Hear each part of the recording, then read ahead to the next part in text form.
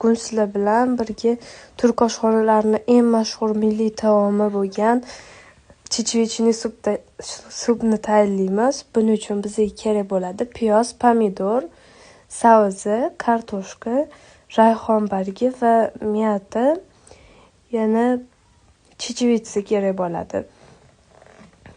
Keyin ichiga qo'shishga har xil ziravorlar.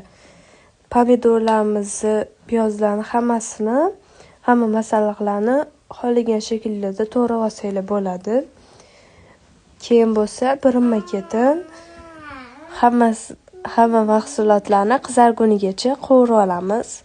Mana piyoz shu tillarang holatga kelishi kerak. Keyin kartoshkamizni solamiz. Piyoz qovurib bo'lgandan keyin kartoshka ham rangi qizargandan keyin tillarang holatga kelgandan keyin sabzimizni solamiz. Keyin pomidorni solamiz. Pomidor oxir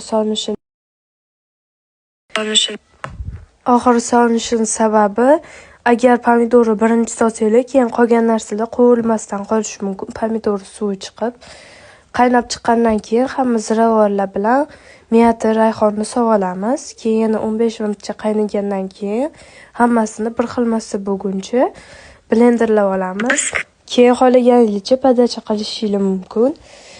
Menga like, podpiska bosib qo'yish esingizdan chiqmasa. Hammaga prosmotr uchun kattakon rahmat.